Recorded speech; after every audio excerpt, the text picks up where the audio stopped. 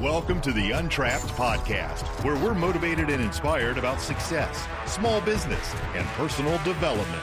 And now, Keith Kalfas. I want to talk about how action cures fear. That's what Brian wanted me to talk about, and I'm talking about it because it's true. But I would get upset and frustrated when people would tell me to take action, because taking action can end you up working 100 hours a week in burnout and exhaustion, amen? Yeah. But action does cure fear, and I've learned some amazing things in 2020 and 2021. These last 2 years have been crazy. But I want to go back to the one-bedroom apartment. I always go back to the one-bedroom apartment. I had gotten this tiny little landscaping business off the ground. I was sick and tired of working these dead-end landscaping jobs for other people, making other people money. I didn't know my worth. I didn't know my what? Worth. And I didn't believe in myself. And when you don't believe in yourself, it doesn't matter how hard you work or how hard you try or how many gurus you listen to. It doesn't matter, because when you don't know your worth, you're taking action based off of fear. And there's two different types of motivation. There's fear motivation and incentive motivation. Fear motivation being what you're running away from, and incentive motivation being what you're running towards. We're in this tiny one-bedroom apartment. I got out of the dead-end landscaping job. I actually got fired from that job. I fired from a lot of jobs because I couldn't work for anybody else.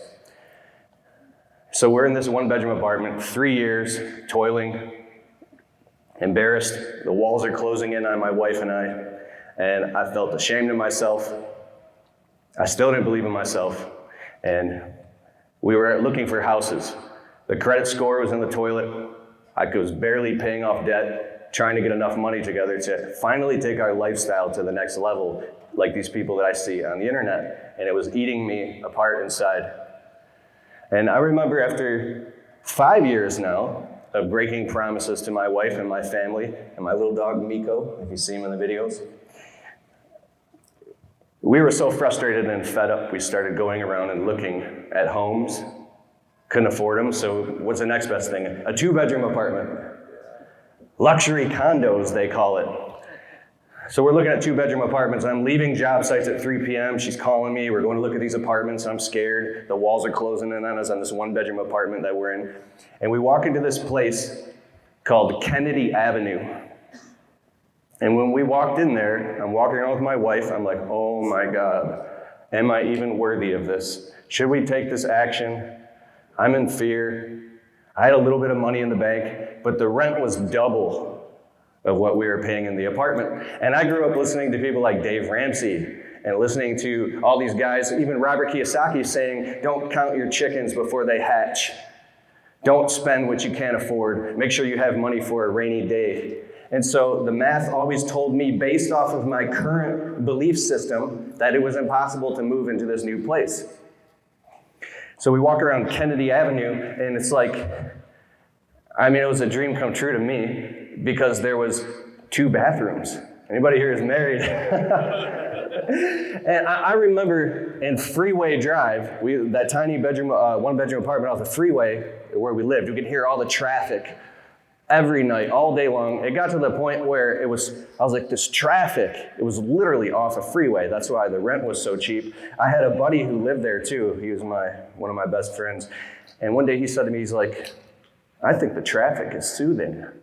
I was like, but that changed my belief system, and then I didn't mind the traffic anymore. But I would get home from work at 6, 7, 8, even 9 p.m., and I have to use the bathroom real bad, and my wife's always in the shower as soon as I get home from work, and I'm like, it's a little personal, but I'm like sitting on the toilet next to my wife in the shower, and I'm like, we gotta get the hell out of this 1-bedroom apartment. You know what I'm talking about. And I talked to Brian about this before. Brian lived in a one-bedroom apartment, and he said that it was just like, you get to the point where you've outgrown it, you're busting at the seams, and you're afraid, and you know it's time to take a leap. So we leave Kennedy Avenue. It feels right. Logically, everything makes sense, except for I'm in fear, and I'm terrified to take what? Action. I'm terrified to take action. So we pull back into Freeway Drive, and now I'm just like sinking in the seat. I'm supposed to be the man of the family, and I'm next to her, and we see this, what used to be like our apartment is now, compared to Kennedy Avenue, it looks like this like crummy apartment complex with the paint peeling off, the landscaping's all overgrown. I even used to go out there myself and trim it because they just didn't care, right? And the neighbors were like, thank you. And I sank in the seat, and I'm like, just stop. Before we pulled in the parking space, I looked at my wife, and my eyes filled up with tears, and I said, I'm really sorry to tell you this again, but I did all the math, and we cannot afford to move, and we have to stay in Freeway Drive another year. And this was like a very low moment for me because I knew that I just felt like I felt worthless. I'm like, how can I not figure this out? I keep pulling the work harder lever. It's not working. I keep taking action and it's not working. And this crazy thing happened at my lowest point. My wife looked at me and she grabbed my hand and she squeezed it. And she goes, let's do this. We can do this. We can do this together. Come on, let's do it. Let's do it. Let's do it. Let's do it. Let's do it. We got this. We can do this. And I'm looking at her. I'm like, she had so much belief. She says, if we fail, let's give it all we have. And if we fail, we'll fail together. And that moment, I knew that she was 100% on my side. And all of a sudden, I was like, all right, let's do it. It was done. Like, it was done. And all of a sudden, the fear, in that very moment, the fear was gone. It just drained out of me. And I was filled with like complete elatement and excitement and belief. I borrowed her belief. I literally, it was like, they were about to close the condo association, and I didn't want anybody else to get the apartment. I called them up, and I was like, hey, this is Keith Kalfas. We were just there about an hour ago. I want the place. We'll have the $2,800 deposit. We're moving in. If you are looking for the greatest software ever to run your business on, go to getjobber.com/Keith. You can create proposals, invoices, collect payments, and track your entire business directly on the Jobber smartphone app. If you want to get a totally free trial of Jobber right now, open your browser, type in getjobber.com/Keith, and after the trial, if you decide to sign up with Keith's link, you'll automatically get 20% off your first 6 months. So what are you waiting for? Go to getjobber.com/Keith. So as soon as I got off the phone, my wife and I looked at each other. We were like, oh, U-Haul truck. We're moving. We're moving. When you move, it's the most amazing feeling in the world when you move. Dude, it was Saturday morning. The next morning, I went to the U-Haul place. I was like, give me the biggest U-Haul you got. I don't even care. She's like, well, can't you have your employees use your landscape trailers? And I'm like, no. It's filled with equipment. Like, we're thinking so small. Dude, I pulled up with this huge U-Haul truck, and I didn't even care. I pull up to the one-bedroom apartment complex, and there's like a lawn. I didn't even care. I just literally backed it up right onto the lawn. I was like, and I stopped right at the door, and the neighbors are looking out the window like, somebody's moving. And so I called up my employees and paid them extra money, paid them some cash, and literally we moved the hell out of that one-bedroom apartment in like, it was crazy. It was like 4 or 5 hours, and you'd be surprised how much stuff you actually do have when you move. And it was crazy. My wife was like a quarterback or something. Like, we were handing her stuff, and she's putting away cups and just everything. She's super organized. It's actually kind of insane. But we moved into Kennedy and then woke up the next morning in this whole new luxury condo. And like, I looked out and opened the door. We had a porch now. Birds are chirping, there's nice grass, and this crazy thing happened. I still had a little bit of fear because the rent was double, but this enthusiasm that now I have upgraded my identity, upgraded my lifestyle. I'm in a new place. I took a leap of faith, and we're here now in this whole new place. And after being there for a couple weeks, I'm like, yeah, this is my place. I like this. It made me believe in myself, but my back was against the wall too, because I had double the rent to pay. Something took change inside of me. This angry, vindictive spirit that I had started to transform from being upset with my clients. How can they live in these big houses and take advantage of me and all this victim mindset crap, and I'm living in this one-bedroom apartment. It went to like, I'm important too. I take pride in myself, in my business. I have a nice place to live. I'm successful too. And I really meant that. And in my guts, my courage, it just came to fruition. The definition of courage is your belief in your own ability to figure things out. I started going to the clients and raising all the prices. 15%, 20% increase, 30% increase. Started getting serious about the business in an entirely different way.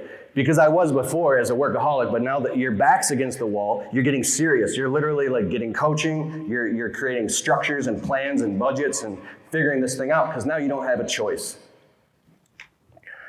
And the craziest thing is, by the second year we lived in that apartment, like I had never saved more than like $10,000 or $12,000, and I was like, I thought I was gonna end up broke, but that courage of upgrading my lifestyle allowed me to save like $32,000 or $34,000, and finally I was set for the winter, and I knew everything was gonna be okay. And this funny thing, back to the Dave Ramsey thing and all that, there's another side of this when you take a leap. It's like, when you have the faith and you take the action and you overcome the fear, and you get that brand new truck that you want so bad that you feel like you don't deserve, or you get a shop or an office space, something about this makes you go, wow, like this is real now. I take this serious. And that very act of increasing your capacity in your environment allows you to be more confident to go make money. So I'm that's the next step, the leap of faith. All right, so years go by.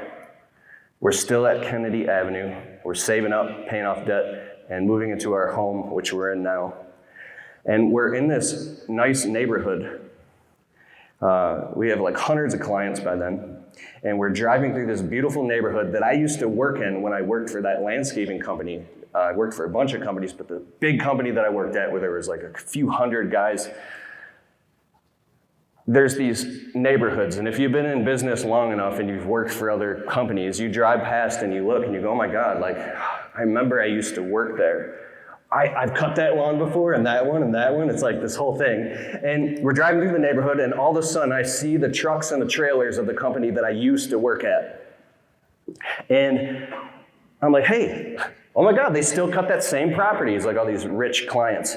And then all of a sudden I look out the window, and there's John that I used to work with like 10 years ago. And I'm like, John? I roll down the window. He's like, Keith, Kalfas, what up, bro? And we're just like, I'm driving past. I'm like, bro, I'm pulling over right now. I pull over, I turn on the flashers, and I jump out of the truck. The guy who was with me, I'm like, 1 second. He's like, what's going on? I'm like, just trust me.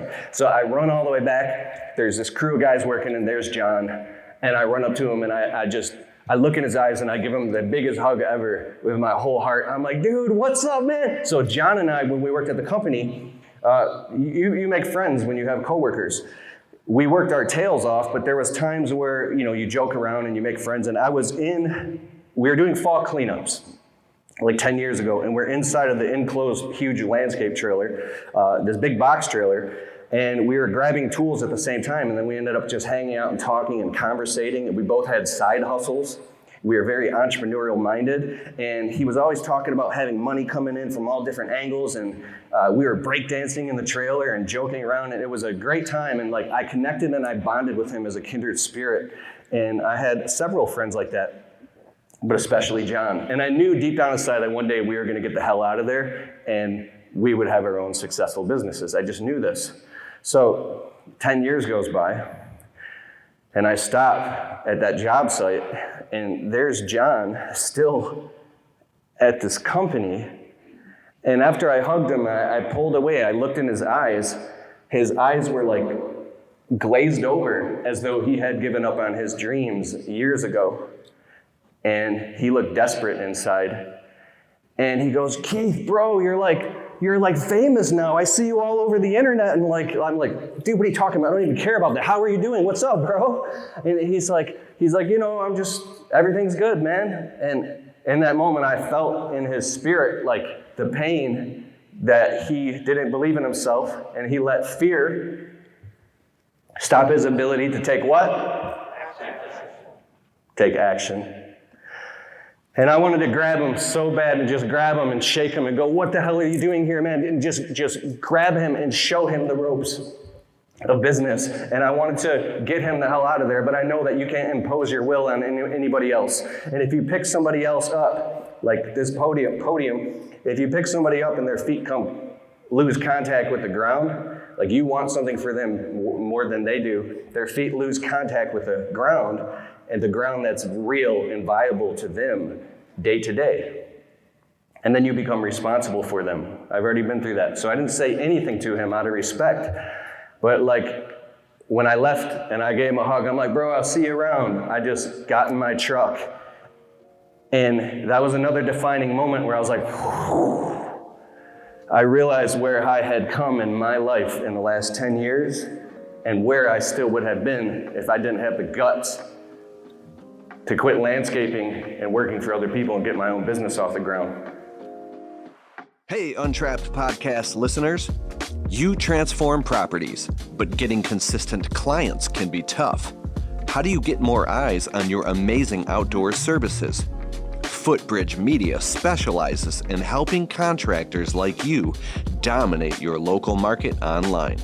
They build professional, optimized websites that convert visitors into leads, handling everything from design and SEO to review management. Stop being trapped by a lack of leads. Grow your home service business with a strong online presence. Open your browser and visit footbridgemedia.com/Keith today. So I want to encourage you to take that leap and take that action, because you don't want to end up like John and you don't want to end up in regret.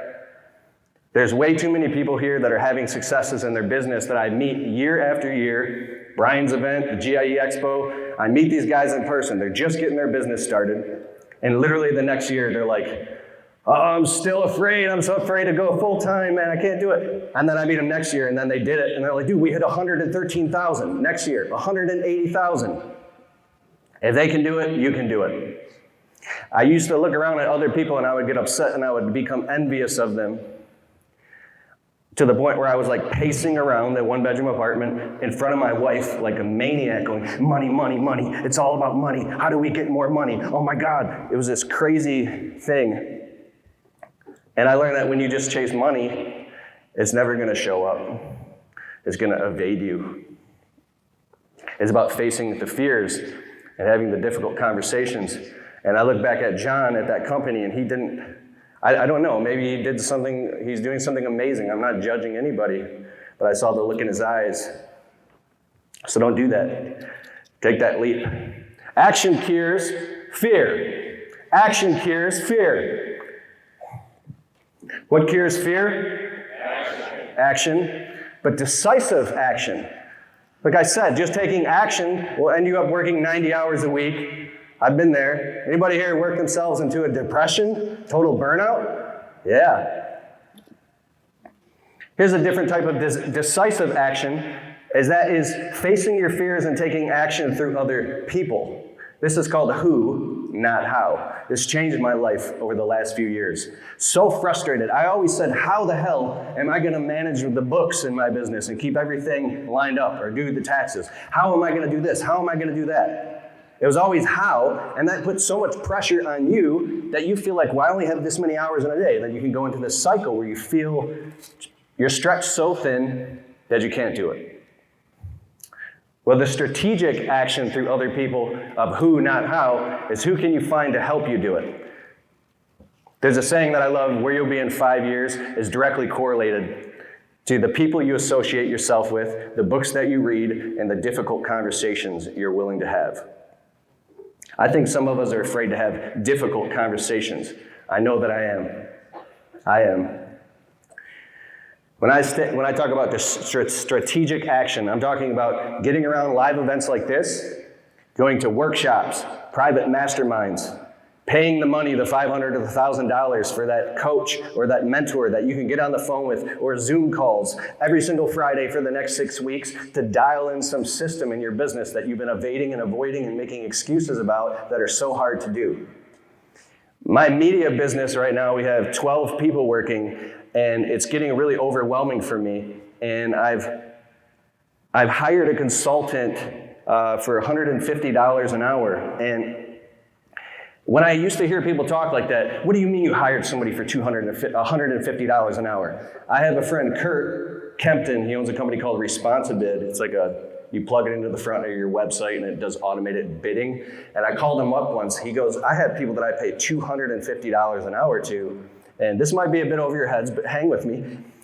He says if the value that they give you is worth more than that, then it's totally worth it. So the next thing is employees and freelancers and subcontractors don't cost you money, they make you money. They make you money. So it's a complete paradigm shift of going from fear motivation to incentive motivation. When I don't like to make decisions until my back is up against the wall and I'm so frustrated that I feel like I have to take this action because I'm so sick of being in fear that I know that it's not ever going to change until I just finally take that painful action. But action cures fear. So about the consultant, $150 an hour. I go through there's something called Upwork.com.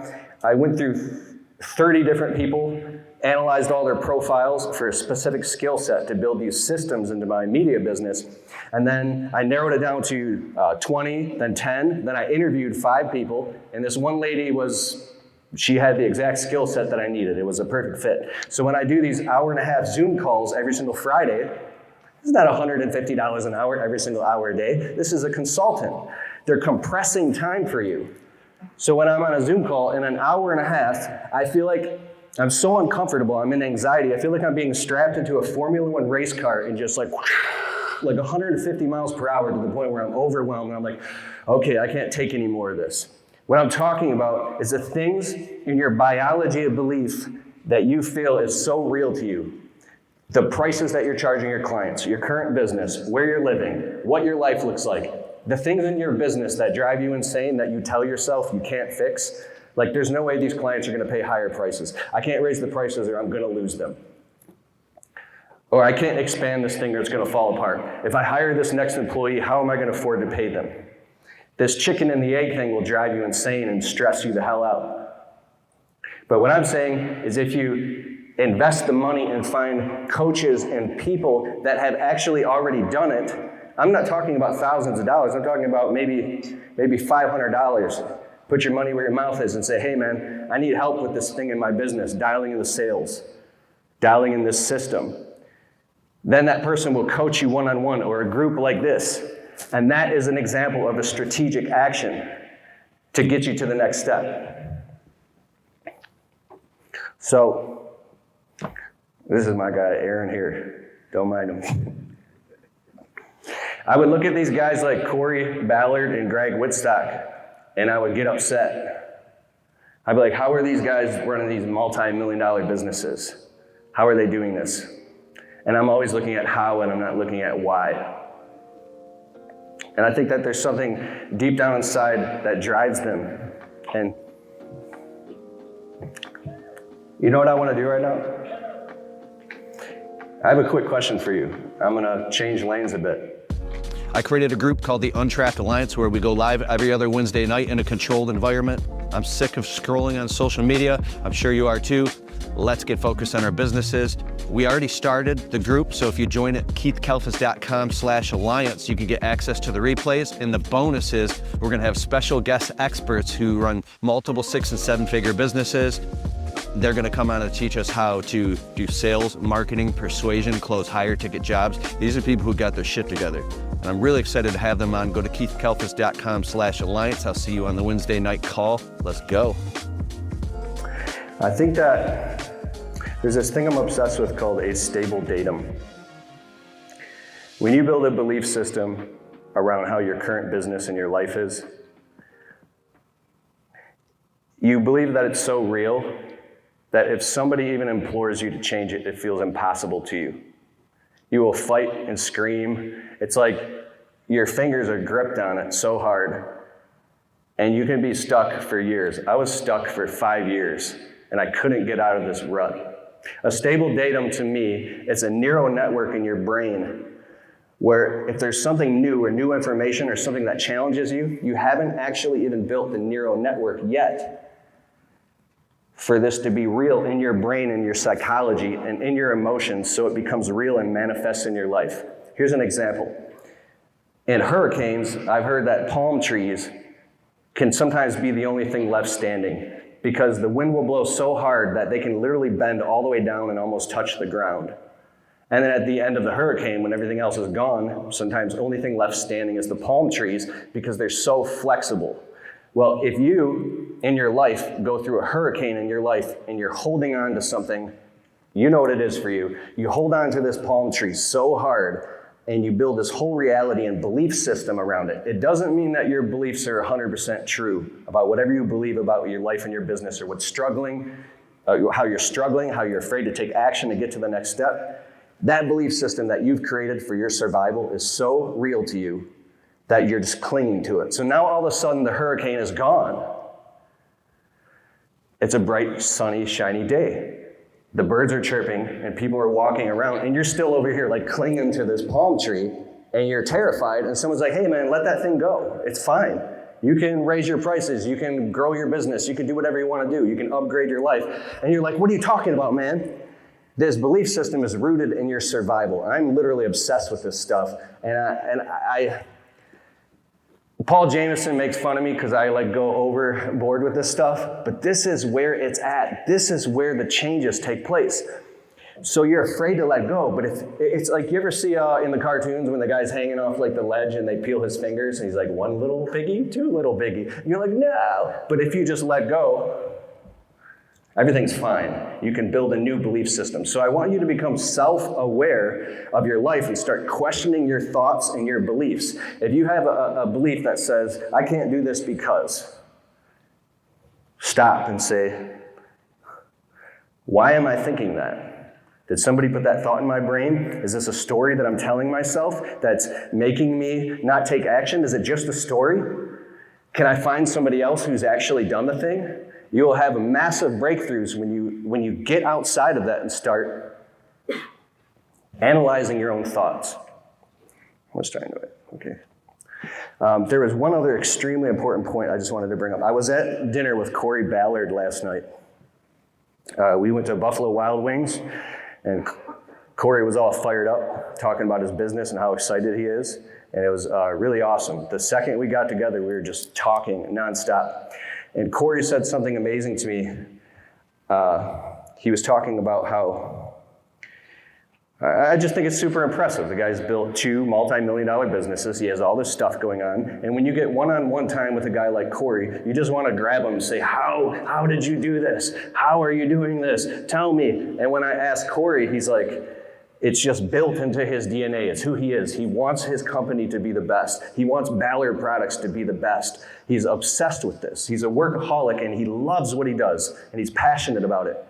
But then I start drilling deeper and asking him, but what was the moment you made the decision to do this? And then the more I drill deep, the real question is, how the hell do you believe in yourself so much?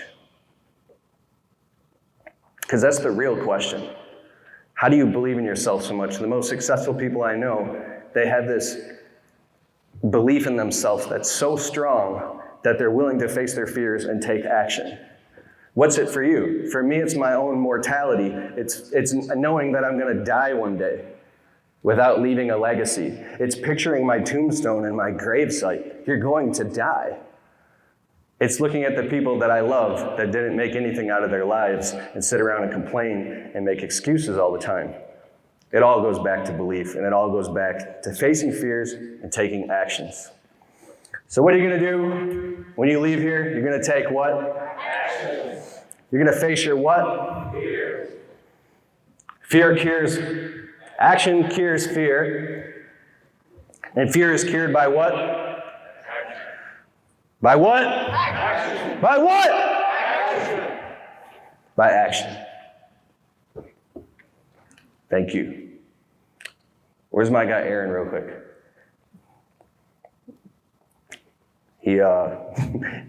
I forgot to remind him. Sometimes when I'm done with the video, I'll just be like, all right, peace.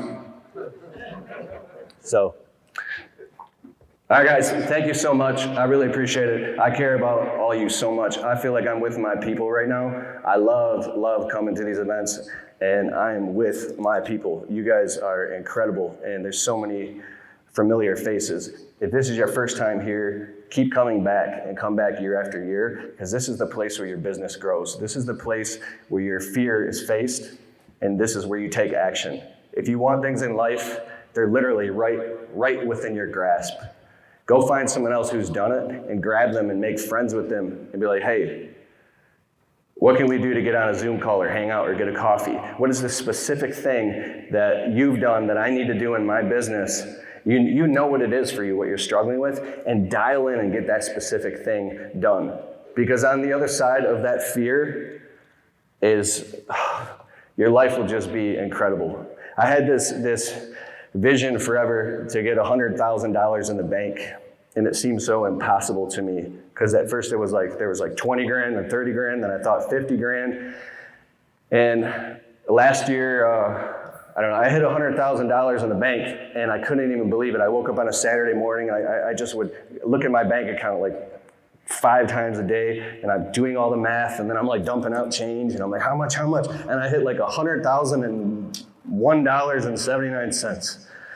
And I was like, oh. But for me, that was a number that made me feel like I could finally relax a little bit and believe in myself. And for you, it might be $250,000, it might be $50,000. But I think that you should find that number or create these objectives in your life so you can finally freaking relax and go about your destiny.